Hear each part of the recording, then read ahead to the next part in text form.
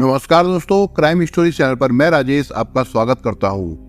दोस्तों, आज मैं आपको अपराध की जिस वारदात के बारे में बताने जा रहा हूं, वो वारदात सीतापुर उत्तर प्रदेश में हुई थी।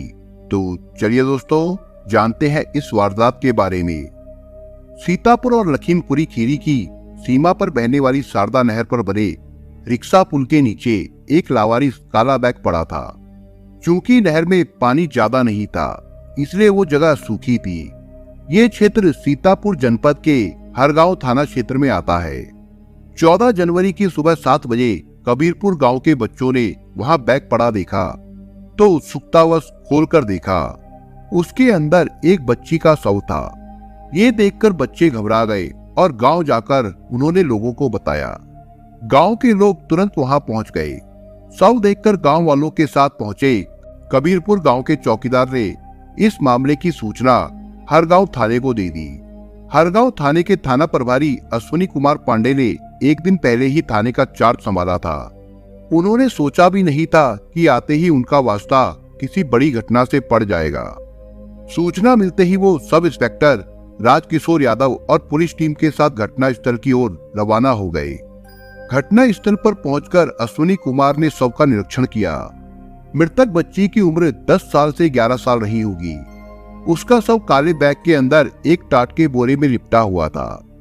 बैग में 2 ईंटों के साथ नमक भी पड़ा हुआ था। मृतका के मुंह पर 2 इंच चौड़ा टेप चिपकाया हुआ था। गले पर कसे जाने के निशान भी मौजूद थे।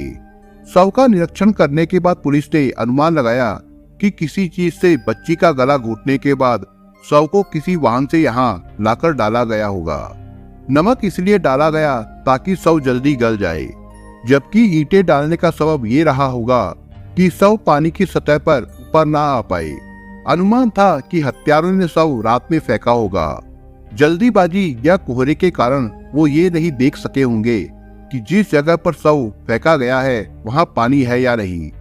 इसी बीच पुलिस को रिक्शा पुल से 3 किलोमीटर दूर शारदा नहर पर बने उमरिया पुल के पास एक और बच्चे का शव मिलने की सूचना मिली। इस पर थाना प्रभारी अश्विनी कुमार ने 2 सिपाहियों को घटनास्थल पर छोड़ा और बाकी सिपाहियों के साथ उमरिया पुल के पास पहुंच गए।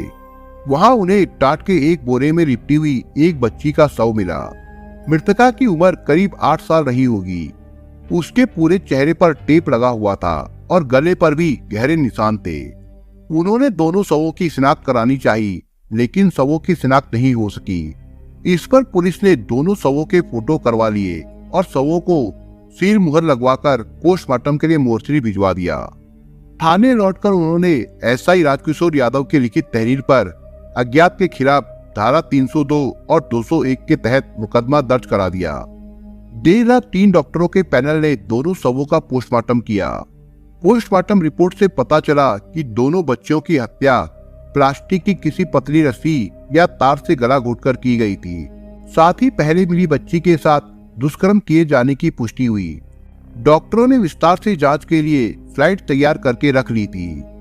कुछ लोगों ने शव व घटनास्थल के वीडियो बनाकर व्हाट्सएप पर डाल दिए थे, जिनके वायरल होने में देर नहीं लगी।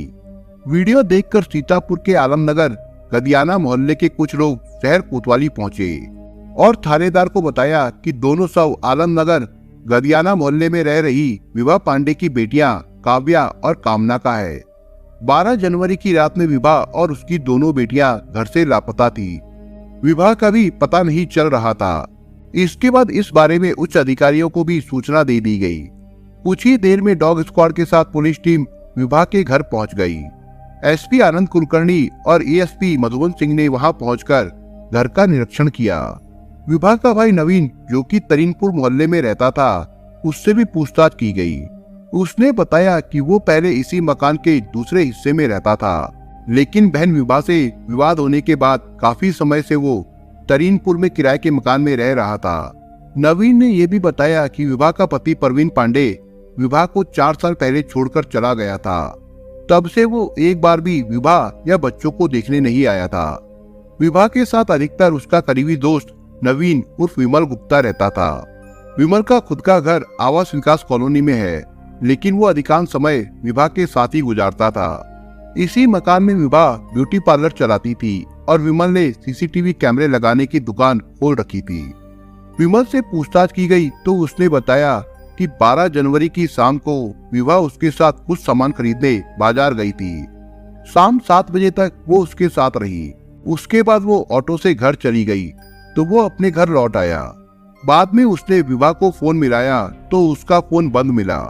लेकिन सवाल ये उठता था कि जब 2 दिन से माँ बेटियां घर से लापता थी तो उनके करीबियों व घर वालों ने पुलिस को इसकी सूचना क्यों नहीं दी। घर वालों से भी ज्यादा विभा का करीबी विमल था। उसे विभा और बच्चों की चिंता क्यों नहीं हुई। उसने विभा को तलाशने या थाने में सूचना देने की जहमत भी नहीं उठाई थी। पुलिस के शक के दायरे में आने वाला सबसे पहला शख्स विमल ही था। इसके अलावा पुलिस ने विभा के कुछ और करीबियों को भी पूछताछ के लिए हिरासत में ले लिया। पुलिस को यह भी पता चला कि विभा खुले मिजाज की युवती थी। वो किसी से भी बात करने या मिलने जुलने में गुरेज नहीं करती थी। उसके पास कई ऐसे लोग आते थे जो उसकी छवि को दागदार बनाते थे, लेकिन विभा को इन सब बातों की कोई चिंता नहीं थी। विभा के करीबियों में सलीम नाम का एक व्यक्ति भी शामिल था। पुलिस ने उससे भी पूछताछ की। सभी से पूछताछ के बाद पुलिस ने एक बार फिर से विमल को निशाने पर लिया। इस पूछताछ के दौरान विमल कुछ ऐसा बोल गया जिसने उसे संदिग्ध बनाने में और इजाफा कर दिया। उसने जो कहा वो विभा की हत्या से संबंधित था। इसके बाद पुलिस ने सख्ती दिखाई तो उसने अपना जुर्म कबूल कर लिया। उसने विभा की भी हत्या कर देने की बात बताई। इस तरह तिहरे हत्याकांड को अंजाम देने में उसका साथ उसके 5 दोस्तों ने दिया था, जबकि एक अन्य व्यक्ति ने शवों को ठिकाने लगाने में मदद की थी। अन्य हत्या अभियुक्तों में दिलीप शर्मा, राहुल, मुकेश, जुबेर और पंकज शामिल थे। शवों को ठिकाने लगाने के लिए जाइलो कार का इस्तेमाल किया गया था। उस कार का मालिक राजेश लोध था। विमल को पूछताछ के बाद गिरफ्तार कर लिया गया। दिलीप शर्मा और जुबेर को 16 जनवरी को गिरफ्तार किया गया। इसके बाद 17 जनवरी को विमल की निशानदेही पर विभा का शव सीतापुर के थाना कोतवाली शहर के अंतर्गत आने वाले खुजरिया गांव के पास सराया नदी से बरामद कर लिया गया। शव का पोस्टमार्टम कराया गया तो पता चला कि उसकी मौत भी गला घोटने से हुई थी। उसके साथ दुष्कर्म किए जाने की पुष्टि नहीं हुई थी।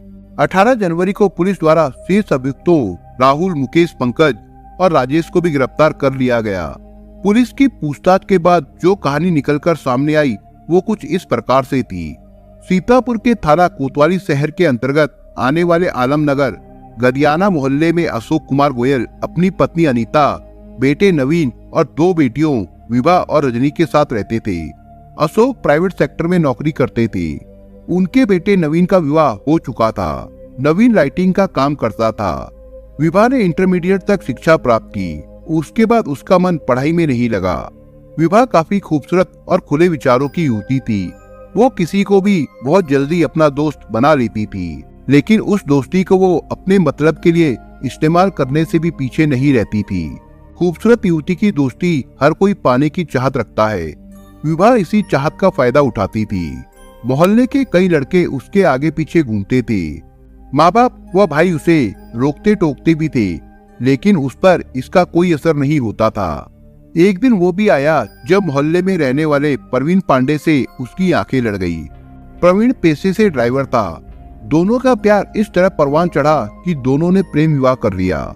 इसकी भनक उन्होंने अपने घर वालों तक को नहीं लगने दी। विवाह करके विभा प्रवीण के साथ रहने लगी। कालांतर में विभा ने 2 बेटियों काव्या और कामना को जन्म दिया। फिलहाल काव्या 10 साल की थी और कामना 8 साल की।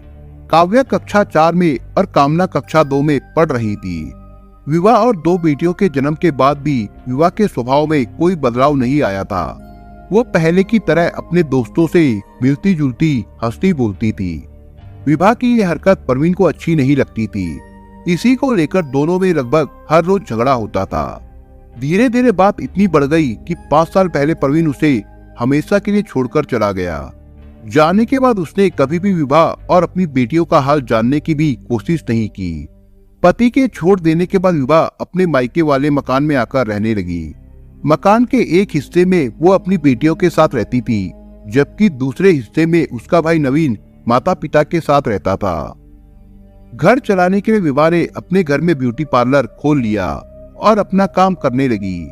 यही काम करने के दौरान उसकी मुलाकात विमल उस नवीन गुप्ता से हुई, जो आवास विकास कॉलोनी में रहता था।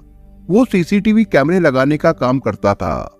विमल के पिता विजय कुमार गुप्ता भारतीय खाद्य निगम में नौकरी करते थे। विमल का एक भाई था कमल, वो एफसीआई के पास चाय की कैंटीन चलाता था। विमल से मुलाकात के बाद तो विभा की लॉटरी ही लग गई। विमल उस पर खूब पैसे खर्च करने लगा। इसकी वजह यह थी कि वो विभा को पहले ही नजर में दिल दे बैठा था। वो विभा की हर जरूरत का ख्याल रखता था। दूसरी ओर विभा की जान अपनी बेटियों में बसती थी। वो घर से किसी काम के लिए निकलती थी तो जल्दी से जल्दी काम निपटाकर अपनी बेटियों के पास लौट आती थी। वो कभी भी उन्हें ज्यादा देर तक अकेला नहीं छोड़ती थी। बेटियों की खुशी के लिए वो कुछ भी कर सकती थी। बेटियों की खुशी के लिए ही उसने विमल का हाथ थामा था। विभा जानती थी कि विमल उससे क्या चाहता है। उसने विमल की जरूरत को पूरा किया तो विमल उसकी जरूरत पूरी करने लगा। विभा इसे सिर्फ गिव एंड टेक का मामला समझकर चल रही थी, लेकिन विमल कुछ और ही सोच रहा था। वो विभा और उसकी दोनों बेटियों की जिम्मेदारियां इसलिए नहीं उठा रहा था ताकि विभा से शादी करके अपना परिवार बसा सके। विमल ने विभा से बात करने के बाद उसके मकान में ही अपनी दुकान खोल ली। दोनों ने एक दूसरे के काम में हिस्सेदारी भी कर ली। हालांकि विमल जो भी कमाता था वो सब विभा और उसकी बेटियों पर ही खर्च कर देता था। विभा के चाहने वालों की कमी नहीं थी।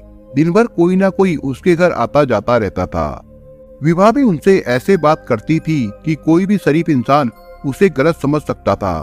मोहल्ले के लोग भी तरह तरह की बातें करते थे। विभा के भाई व माँ बाप को ये सब बहुत बुरा लगता था। इसी बात को लेकर विभा और उसके भाई नवीन में विवाद होता रहता था। एक दिन ऐसा भी आया जब नवीन माँ बाप के साथ घर छोड़कर चला गया। वो तरीनपुर मोहल्ले में किराए का मकान लेकर रहने लगा। उसने फिर कभी उस मोहल्ले में झांकने तक की जहमत नहीं उठाई। विभा की नजदीकियां सलीम नाम के युवक से भी थी। विमल को विभा और सलीम का मिलना नागवार गुजरता था। उसने विभा को कई बार समझाया, लेकिन वो मनमानी करती रही। अपनी बेटियों के अलावा वो किसी की परवाह नहीं करती थी।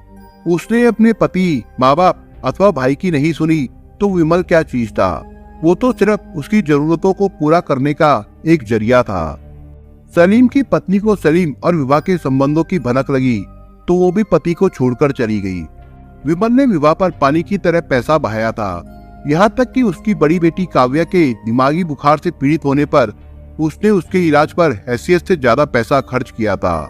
इसके बाद भी विभा किसी और के साथ नजदीकियां बढ़ा रही थी। उसने विभा से शादी की बात की तो उसने शादी करने से साफ इनकार कर दिया। इस पर विमल का माथा ठनक गया। वो अपने आप को ठगा सा महसूस कर रहा था। आखिर उसने विभा को सबक सिखाने की ठान ली।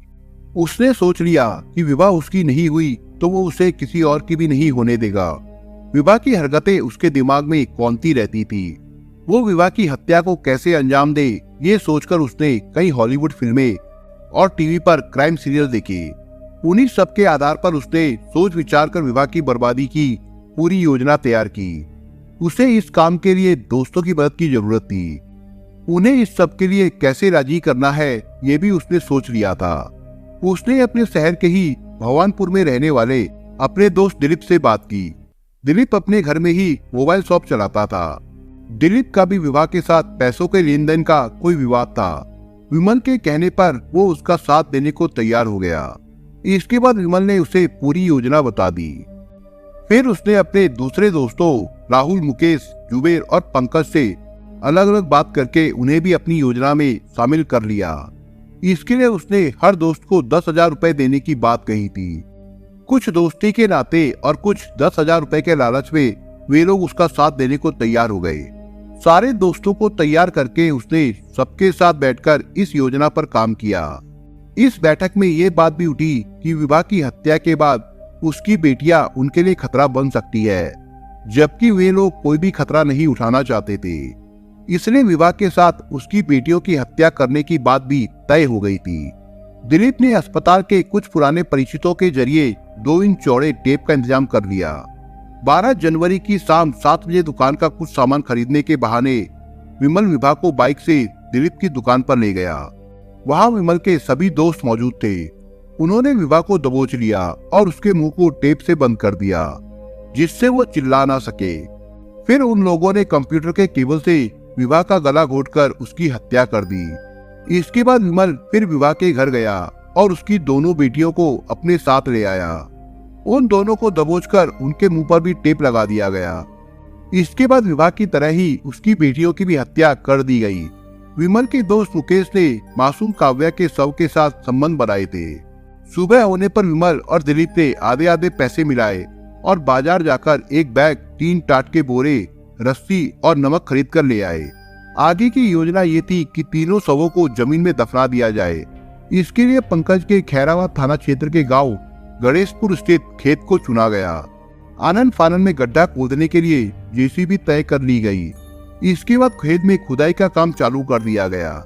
ये देखकर पंकज के घर वालों और गांव वालों ने पूछताछ की तो पंकज ने बताया कि खाद बनाने के लिए गड्ढा खुदवा रहा है। लोगों द्वारा की गई इस पूछताछ के बाद पंकज की हिम्मत जवाब दे गई। उसने अपने खेत में शवों को दफनाने से साफ इनकार कर दिया। घटना का पहला दिन इसी सब में गुजर गया।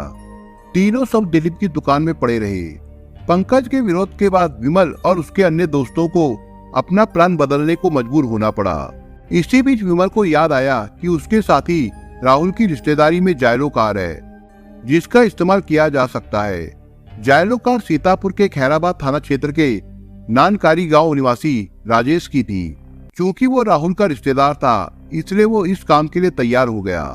उसने 10,000 रुपए के एवज में ये काम अपने हाथ में ले लिया। योजना बदलने के बाद विभा और कामना की शव को टाट के बोरे में लपेटा गया। साथ ही काव्या के शव को भी टाट के बोरे में लपेटकर बैग में रख दिया गया। तीनों शवों के साथ नमक और 2-2 ईंटें भी रख दी गई। इस तैयारी के बाद तीनों शवों को कार में लाद दिया गया। रात में कोहरा अधिक था जिसकी वजह से उन्हें कोई दिक्कत नहीं हुई। सभी कार में बैठकर थाना कोतवाली शहर के अंतर्गत आने वाले खजूरिया गांव के पास सराया नदी पर पहुंचे। विभा का शव नदी में डाल दिया गया। इसके बाद ये लोग बारी बारी से शारदा नहर के रिक्शा पुल और उमरिया पुल के पास पहुंचे और काव्या और कामना के शव को नहर में डाल दिया। लेकिन यहाँ कोहरा उनके लिए विलेन बन गया। कोहरे के कारण ये लोग ठीक से नहीं देख सके। नहर में ज्यादा पानी नहीं था, वो सूखी हुई थी। नहर में पानी होता तो शव पानी में डूब जाता, लेकिन सूखी होने के कारण ऐसा हो नहीं सका। अपने काम को अंजाम देने के बाद सब दोस्त अपने अपने घर लौट आए। लेकिन अगले दिन 14 जनवरी की सुबह काव्या वो विभा के शव मिलते ही उनकी उल्टी गिनती शुरू हो गई। आखिर जल्द ही वो सभी पुलिस की गिरफ्त में आ गए। राजेश की जायलो कार भी उसके घर के बाहर से बरामद हो गई। हत्या में इस्तेमाल कंप्यूटर केबल भी पुलिस ने बरामद कर लिया था। थाना प्रभारी अश्विनी कुमार ने मुकदमे में धाराएं 147, 376 व 34 और बढ़ा दी। सातों अभियुक्तों का मेडिकल कराने के बाद पुलिस ने उन्हें कोर्ट में पेश किया, जहां से सभी को जेल भेज दिया गया था। दोस्तों, आप अगर चैनल पर नए हो तो आप चैनल को सब्सक्राइब करने के साथ कमेंट बॉक्स में इस कहानी के बारे में अपने विचार जरूर लिखिएगा। मिलता हूं एक नई कहानी के साथ, तब तक के लिए अपना ख्याल रखिएगा। धन्यवाद।